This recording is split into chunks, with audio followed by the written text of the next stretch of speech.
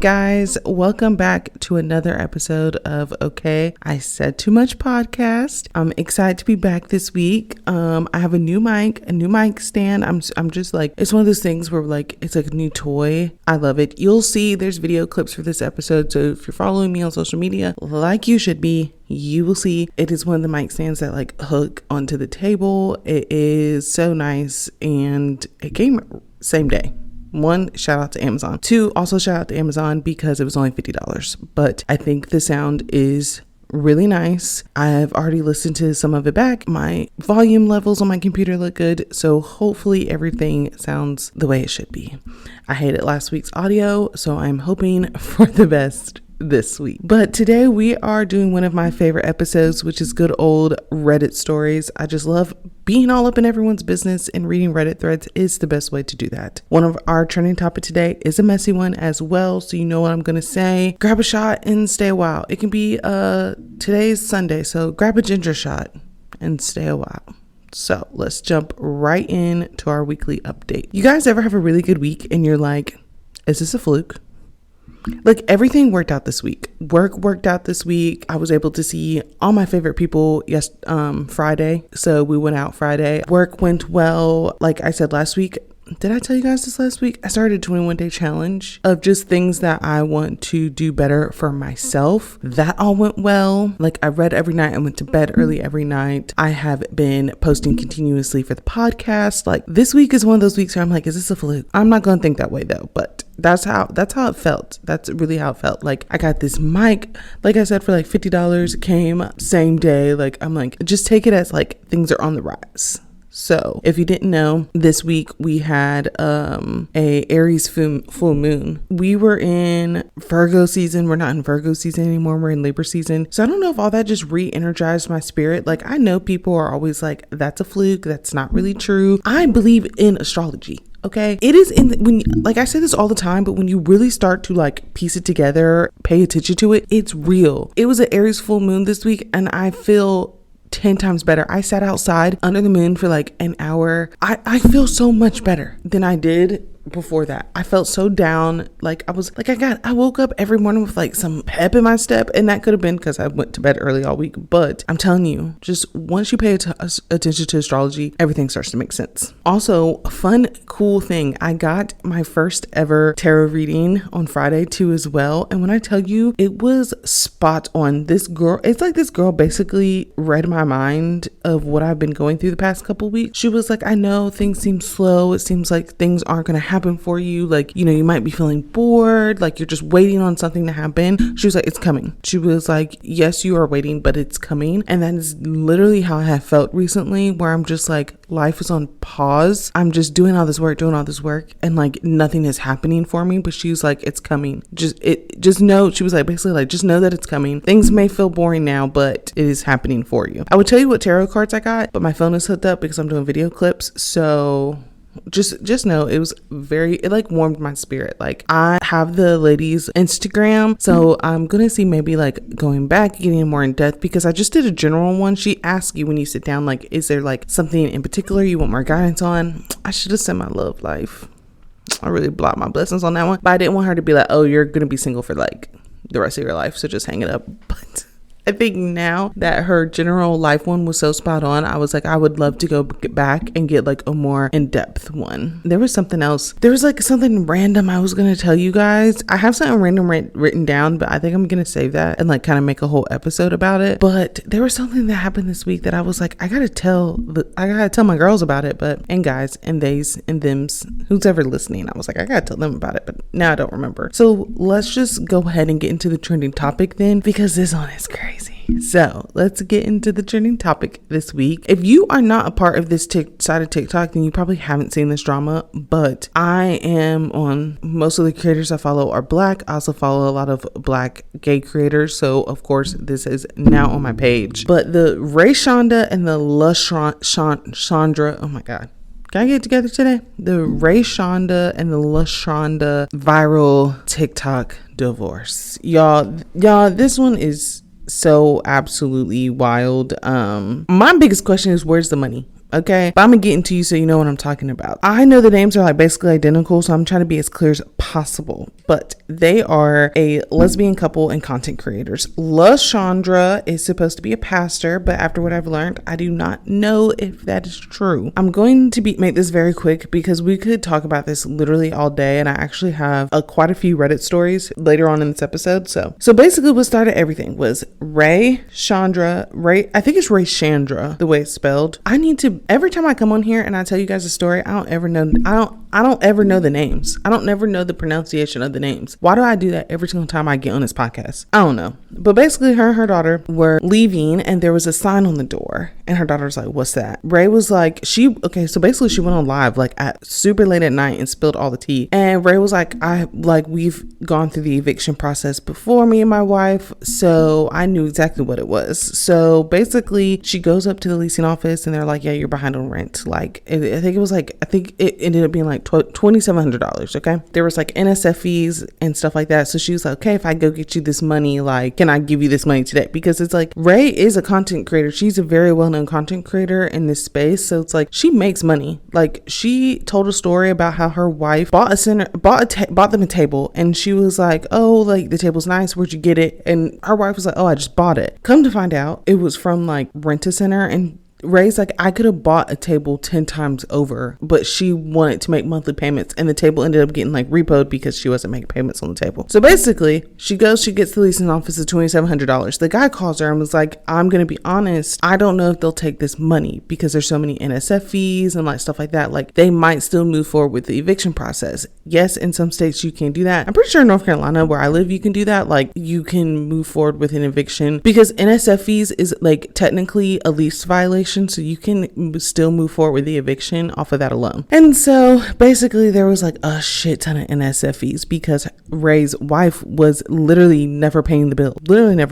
So basically now Ray and her kids have nowhere to go. She's trying to figure that out. Come to find I think this is the moment where the like bubble burst for her. What we have found out since, Ray's brother lived in an apartment community. So LaShondra, the wife who was not paying the bills, worked at this apartment complex and was basically like, oh, just send me your money and I'll pay your rent for you. So she's like cash apping her money. She was supposed to get money orders and then pay the rent. And I guess when Ray finally talked to her brother about this, she was like, why didn't you come to me? What made you think that she was going to take the money you sent her on Cash App, go to the store, get a money order for you, and then go and pay your rent? Then more just keep coming out. Family members was like, she was calling asking for money, and it's just so crazy because I guess I get it if your family member was struggling and I guess she has really good family members who were like, we're not gonna like call you out on your struggles, so like your wife asking us for money, we're not gonna say anything. If my husband one day were to go to my mom, my dad, my sister, anybody that was close to me and was like, I need some money for this, that, and the third, they calling me right away. They are calling me right away. So I guess that part is weird to me, but Ray was basically like, that's weird to her too, because she was like, why did you think that lady was going to be paying your rent? Then come to find out, LaShondra might not even be her name. She was stealing money from the church in California. Like, y'all, when I tell you, as soon as Ray came out and told all their business on live, which I'm not hating, okay? Because I think too, what people don't understand is when you're a content creator and someone that's connected with you is doing something that they should not be doing, like it looks poorly on you too, like, you know. So I understand why she had to come out and tell all her business on the internet. But when it all came out, like people are now like, this lady is a con artist. Do you know how depressing that would be to wake up and realize your spouse is a con artist? The divorce is gonna be crazy, but it's like you married a con artist. I don't think I would ever recover. I am one of those people who are like, I'm not going to be jaded by heartbreak. I wouldn't be jaded by heartbreak. That would make me very jaded as hell. But I would say, I think the most important part out of all of this is don't let someone have 100% control of your finances. Don't ever be blind to your finances. People who love you can hurt you. It's like when the people who hurt you, they hurt you. Dirty shit. And that's crazy to me. That's why I had to talk about it today, because it's just all crazy to me. Like, you don't think that it'll happen, and then it does happen, and you're like, wow, people are fucked up. I'm not a jaded person, but when I see stuff like this, I'm like, can I do marriage? Y'all are grimy. I don't know, but that's all I got for you guys today. I just had to talk about that because, like I said at the beginning, where is the money? If you were borrowing money from all these people, you clearly have like your rent. So, okay, if you're taking her brother's rent money and not paying his rent, but you're also not paying your rent, borrowing money from the whole family, where is the money? I think I need to know where the money is. Well, I don't need to know, but I think law enforcement will need to know. You're going to jail. That's so crazy because it's one thing to screw over your wife any type of way, but to commit fraud is a whole other can of worms. Like in the famous words of Krishan, even though I don't, I've already talked about this, you need to go to hell today. You need to go to jail today. So I don't know. That's what I got for you guys today. The rest of the episode will probably be a long one because I have lots of Reddit stories. So let's go ahead and get into the meat and potatoes of this episode. I want to give some disclaimers about when I go and find Reddit stories. One, ever use Reddit stories where children are involved. It's so crazy, I guess, because I don't think about it until I go on there and I try to look through for the podcast, that it's so many people who are very young put their life business on Reddit, and I get it. I think it's great because they are able to get advice from people they probably wouldn't normally be able to get advice from. I don't ever include those stories. Today I tried to find, well, not today, the other day I tried to find ones I typically wouldn't really talk about. It's starting off strong, guys. I have 1, 2, 3, 4, 5, 6. So let's go ahead and jump right in. And like I said, we're starting off strong. I can't even read this one without laughing. Okay. The first date didn't brush his teeth and looks like he hasn't for a while. Any saving this or should I end things? I 25 female and he's 25 male. The date was fine other than him being a little socially awkward. I'm pretty short, so I couldn't really see his teeth while we were standing, but when we sat down for dinner, I smelled his breath, looked up and saw his teeth were covered in crud. He was clearly freshly showered for our date and smelled like cologne, so he cared about being clean. Why didn't he brush his teeth? I don't want to ask a grown man to brush his teeth, and I feel like it's kind of known that you should be brushing your teeth. Does he not know that people can tell? Do you guys have any insight on this? I'm supposed to see him again tomorrow night, but I'm feeling pretty grossed out, and the thought of him kissing me or even being in close quarters with him again makes me feel sick. Block that man.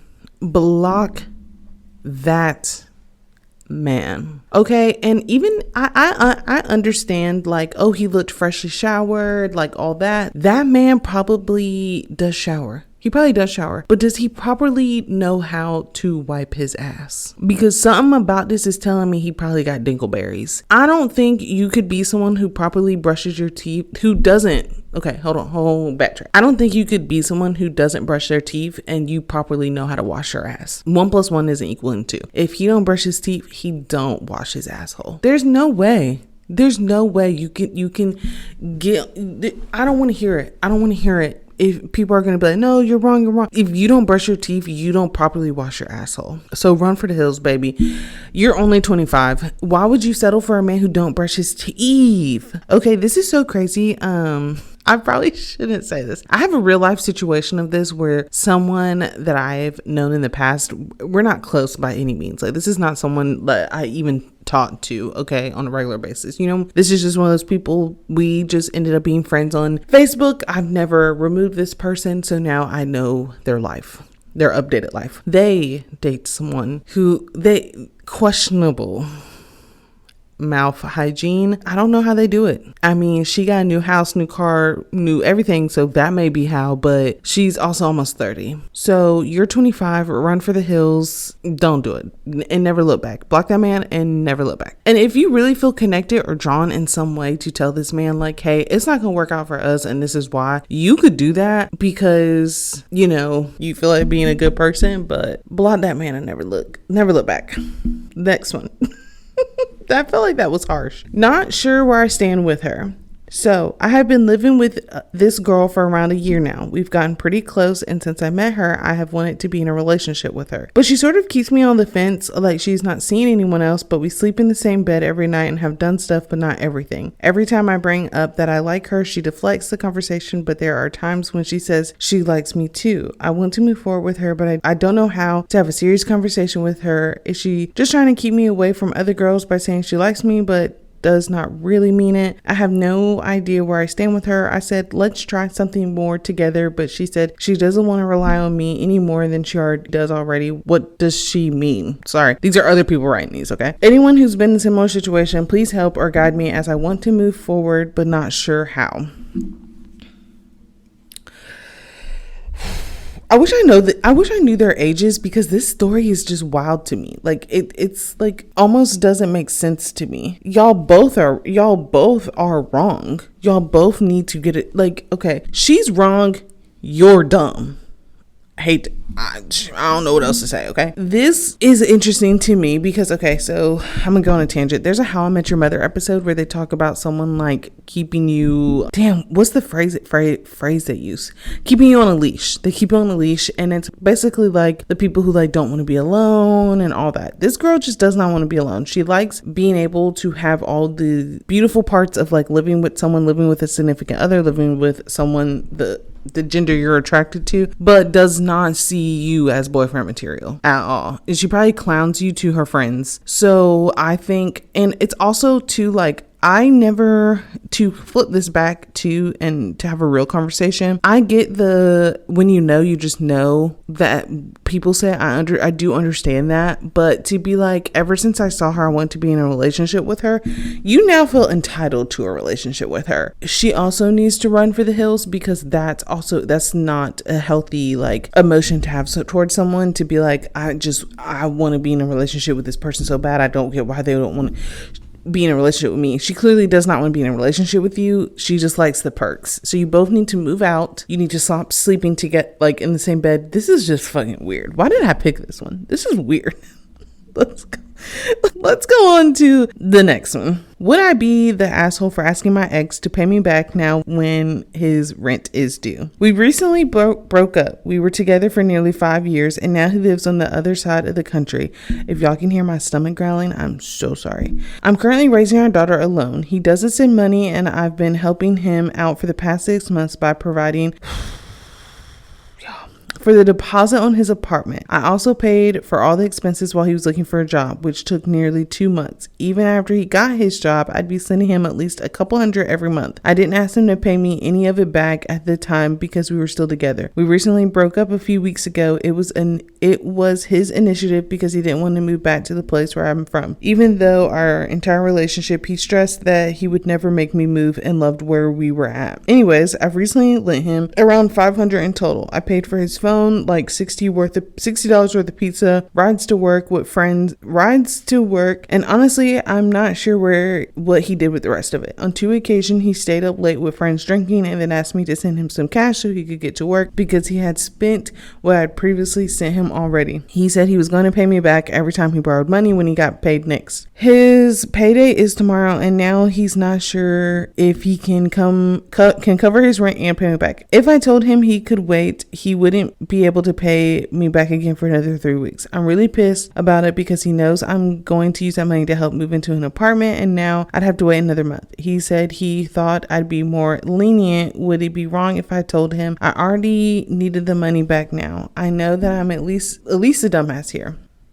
I hate you bitches. Support women's wrongs, but I also can support and tell you guys when you're dumb as fuck. Why are you giving this man so much money? Even when y'all were together, why were you giving this man so much money? You have a child and he's not taking care of that child. So that money, first and foremost, needs to go to your child. $500 needs to be going to your child. It needs to be doing what you need to do to properly take care of your child, because he is not taking care of that child. Baby, once a man treats you like shit, once a man decides to treat you like shit, decides to not take care of his kid and all the other things, you gotta let that man crash and burn, because he would let you crash and burn. If for any reason the roles ended up reversed and you needed money from him, you needed help with your rent, and he was on the up, he was good, he wouldn't help you.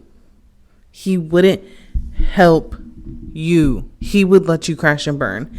You know what he would do? He would, like, because men love to play this righteous game. They'd be like, you know what? If you're having all this issue, I don't know if you can take care of our daughter. I don't know if you're fit to take care of our daughter if you're having all these issues. That's what men like. Men like to play that bullshit. He wouldn't help you. You know what you need to do? Sue that man. You need to go to child support and file for child support on that man. You need to take him for everything he has. Because girl, at this point, you've already, like, if we add up all the money you helped him move in all this, it's more than $500, baby. It's more than that. You need to stop being the nice guy.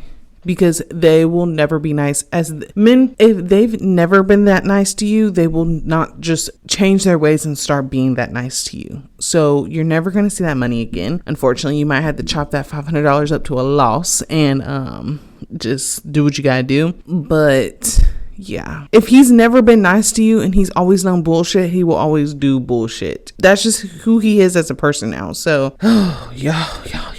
Sometimes I pick the stories just because y'all be having me stressed. But this next one I want to talk about because you know I love to talk about capitalism and how much I hate it. So I hate my job. I'm autistic. I have a job that really suits me because I'm able to mostly put my head down and work while listening to podcasts, etc. The problem is I'm so unhappy here. I really struggle with how the place is run and how much favoritism there is. Whenever I'm away from work, I'm fine. When I'm at work, I'm so miserable. I know I should change jobs, but it's so scary. I have no skills. I definitely can't get a job that is too socially involved because socializing makes me super anxious. I don't really know what to do and I feel stuck here. What if I leave and fail? What if other places don't care about my autism and aren't accepting and accommodating? If anyone else with autism could relate and give advice, that would be awesome. All advice is appreciated. Now, of course, you guys know I do not have autism, so I can't speak to that volumes. But I wanted to discuss this because reading this, it brought up a crazy concept in my mind, and that is jobs really don't, like, unless they're jobs where, you know, they do the whole bit where they're like, we like flaunt the fact that they hire people with special needs. I'm pretty sure it's probably like some way, somehow it's a tax break. Ooh, sorry guys. I'm still getting used to this mic. Okay, sorry. So I'm pretty sure in some way, somehow it's a tax break for them, but don't leave right away. Here's my advice. Let's get into my advice. Don't leave right away. Do your research. Applying for jobs and looking for jobs is easier while you have a job. If you have to apply and look for jobs out of like a necessity of like, I need to find a new job, it does get harder and you start working out of desperation. I say give yourself like 6 months. This is my plan to anyone who doesn't like their job. Okay. This is my advice. Give yourself 6 months and just apply, go to job interviews, all this. Okay. Because why I say this is, like I said, you don't want to be searching for a job out of desperation. You don't want to be searching and being like, I need to find, because you need to find something. You need to look out of a job out of like, I would like to make the change, but I also want to do the research, make that change successfully. So that is my advice. But the reason I picked that is because it's so crazy how jobs do not accommodate. Jobs are not understanding. Like, I'm not saying server would clearly probably not be the best situation, but it's like, if you worked at a restaurant, you couldn't go up to your manager and be like, I'm having a hard day, like, because of this reason. Can I take a 10-minute break real quick? You can't, like, capitalism is not set up that way. And it's so crazy to me. And it's like, you know, this person lives in the US because, yeah. So that's my advice. If you can avoid it, definitely don't try to look for a job out of desperation because it sucks. I've been there. Well, I wasn't like desperate, but I was like, I'm at the end of my rope with being home all day. That is the worst part. Am I being dramatic? This is probably a silly post, but trying to get out of my own head. I'm an attorney at a small firm and a partner said something that really hurt my feelings today. A client requested to speak with a female as she was nervous and uncomfortable when coming in for client intake. They asked me to handle it and I said, of course. When talking with one of the partners the morning of, I told him that another male colleague said she was going to need to get over that fear if she wants to sue since she can't pick who the other attorneys are, judges, etc. The partner responded with something along the lines of, that is true. Who wouldn't want the young 28-year-old pretty girl? Maybe not that smart, but nice to look at, nice to talk to. It felt really obvious that it was about me. Additional note, I am 28. He is not the first person to essentially call me a pretty bimbo, and I know he won't be the last.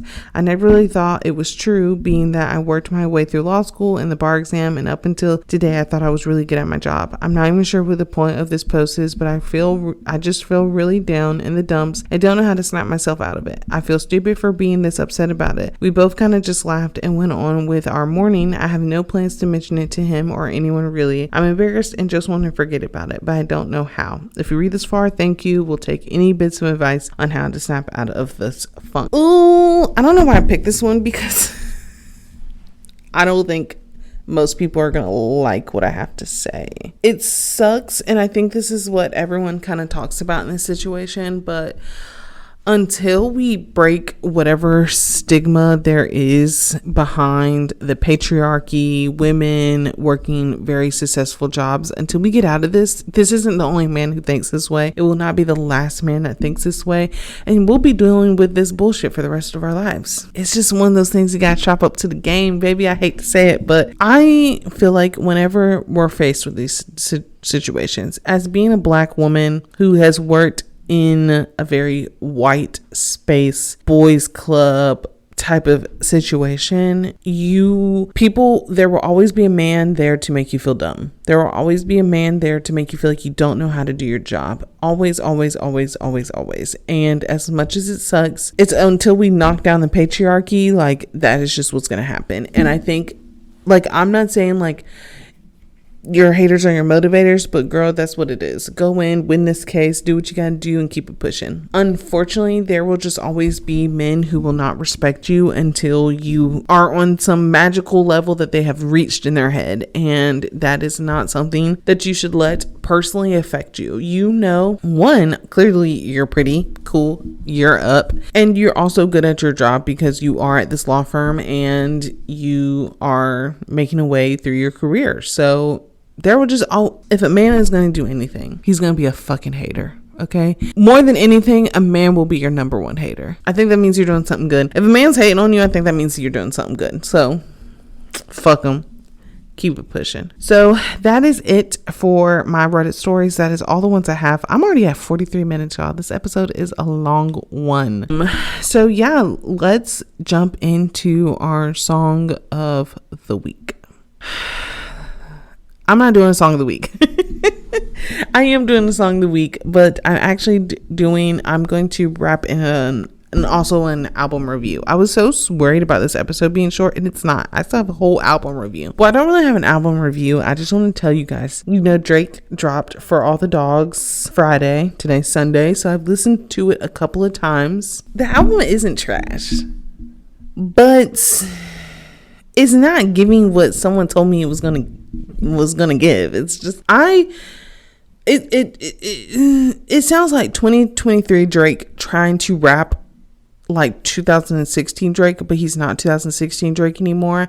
But unpopular opinion, I feel like once an artist grows out of something, you can't keep expecting that artist to do what he did. Like, we will never have another Nothing Was the Same. We'll never have another one of those albums. We'll never have another If You're Reading This, It's Too Late. You'll never get another Take Care. The same way with Kanye West, you'll never get another Graduation or Late Registration. You'll never get those albums again. Hang it up. If that's what you're looking for, you're never going to get it again. You're not going to. That's not who they are as artists anymore. When artists grow and develop, you just have to kind of let them do that. The thing with Drake, though, is that he's growing and developing into a 40-year-old asshole and bitch. And it's really kind of annoying. It's like, I think it's like, okay, you know how people are like, oh, Beyonce sees what we say about Beyonce, da, da, da. Drake sees what he says about him, and then he tries to like, no. Like, the only reason he said what he said about Rihanna is because everyone always jokes that Drake acts the way he acts because he's gotten his heart broken before, and so then he had to go and talk shit about Rihanna. And I'm like, it's just like, my favorite songs are Tried Our Best, Rich Baby Daddy, because Sexy Red Can Do No Wrong. What else? What are my other? Calling Out, because I love 21 Savage. What was the song today where I was like, what would Pluto do? Like, okay, I will say, like, but besides like Virginia Beach and Amen. I really don't like the beginning of the album. I feel like towards the end of the album, I'm like, okay, this is what I was looking for. Like, I feel like the album is 7 songs too long. Yeah, it's 7. Because like, okay, I get it. The one with Adonis is funny, but like the beginning of the song where Drake is rapping, it sounds like he's trying to freestyle, but he doesn't know what to say, so he's just repeating the same thing over and over. So sometimes it's like when he's in that mode, I'm like, I don't like the songs. I don't like it. But when he's like more rapping like how he was and like what would Pluto do, tried our best, that's when I'm like, okay, this I can get behind. I don't know. So I would say, like, if I had to pick a favorite right now, honestly, I think it would be What Would Pluto Do? That song's really good. I listened to that song twice on the way to record this morning. So that's my song of the week. What Would Pluto Do by Drake. I'm going to keep listening to For All the Dogs, but I think it's, like I said, I think it's just 7 songs too long. Like, some of it I could have just dealt without, but it's not terrible. Not its best, but not terrible. So yeah, you guys know what I'm about to do. I'm about to tell you guys where to find me. I also never say this. Please like, review, download, repost, share the podcast as much as you can. That always helps me get pushed out to other people so everyone can be a part of our little community here. So the Instagram is istm.podcast, and my TikTok and personal Instagram is Deidra. So it's DeaDraAA. Yep. So as always, I love you guys, and I will see you next week.